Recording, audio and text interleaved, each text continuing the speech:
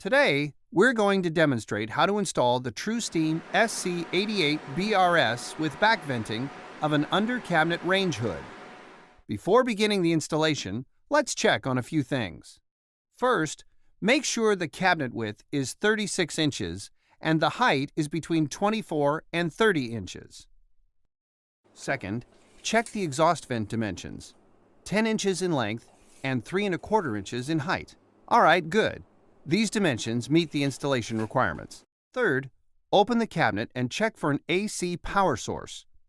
Some kitchen cabinets have a direct hardwire electrical connection for the range hood, which is how we are installing ours today. However, if you find there is an AC power plug, as in this example, please note we do not include the AC power cord with this unit. You can purchase one at stores like Home Depot. Now, with these 3 checks completed, we have met the 36-inch installation requirements, and we can move on. Open the box and use the packing materials from the new appliance to protect the surface of the stove.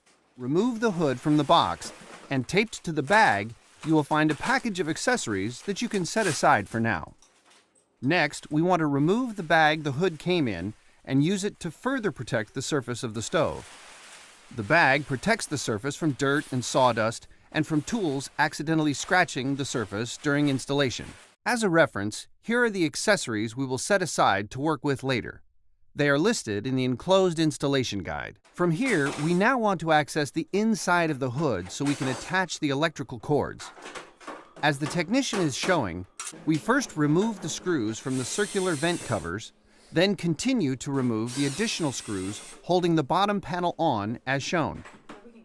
Now, carefully open the panel and you will see 2 black cord connections to the lights. We will disconnect them now and will reconnect them later. Remove the bottom panel and set aside. At this point, it's a good time to take off the protective plastic wrap from the hood. We are now going to locate the white electrical box and remove the 2 mounting screws. Lift up the electrical box to reveal the white, black, and green ground wires that we will attach later during the installation. We now will flip over the unit to begin working on installing the exhaust vent assembly at the back of the range hood. Here you will find a protective metal panel with 8 screws that we want to remove. Take out the 8 screws and keep them in a safe spot. We will need them to install the exhaust vent. You can now take out the protective panel and discard. To install the exhaust vent, we will use the 8 screws we just took out and the 3 accessories we set aside back when we unpacked the box: the baffle, the exhaust vent assembly, and the water tray. Using those 8 screws, mount the exhaust vent assembly as shown.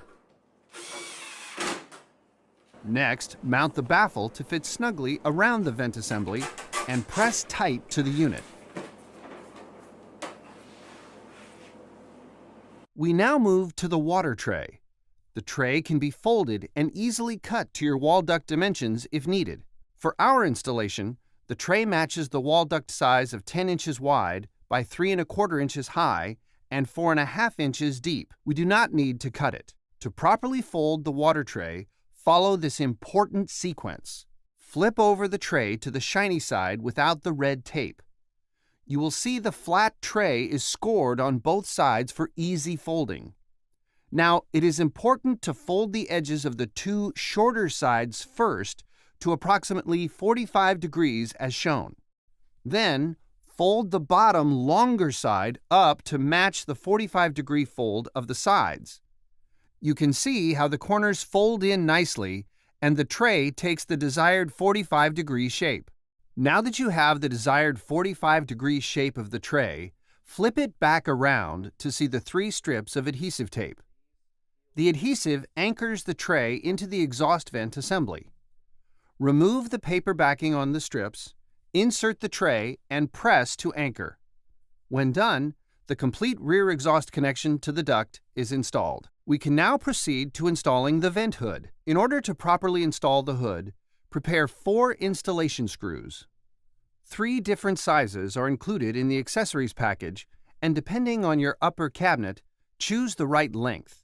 For our installation, the medium-length screws are right. As the technician is the only installer, he will use a support jack with a plywood base to lift the hood into place. The support jack can be found at stores like Home Depot. Now, carefully lift the hood onto the support jack and align with the opening. As this installation is a direct wire connection, insert the wiring through the hole in the top of the hood as shown. Using the support jack, carefully raise the unit into place. The next step is to mount the unit to the underside of the cabinet with the screws and washers you chose. There are 4 locations to mount the unit to the underside of the cabinet. You can now release the support jack and the hood will be in place. We are now ready to connect the power source using the direct wires we showed earlier. With the 3 supplied wire nuts, connect the ground wires, then the white to white and the black to black wires. The wires are then tucked back into the white electrical box and remounted to the inside of the hood. Now we can reinstall the bottom panel and reconnect the black power cords for the lights. Push the bottom panel up and secure it with the screws you removed earlier. Reattach the circular vent covers with the proper screws from before.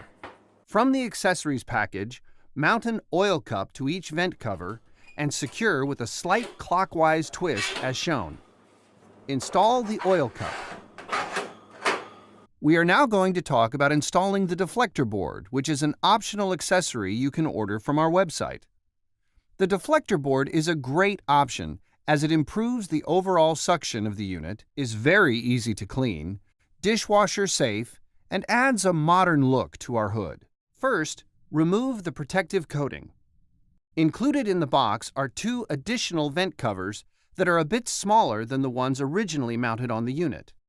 To mount the smaller covers, remove the 1 mounting screw from each of the original vent covers. Then, using 2 screws, attach the smaller covers as shown. To connect the deflector board to the unit, the installer is pointing out 2 clips that will fit into 2 corresponding holes. Then, slip the clips into the holes and the front magnets will snap into place.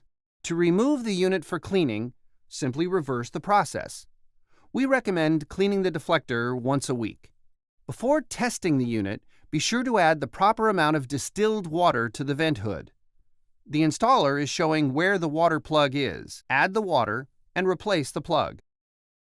Okay, you are now ready to turn on the hood, test the lights for high and low settings, and the fan speeds.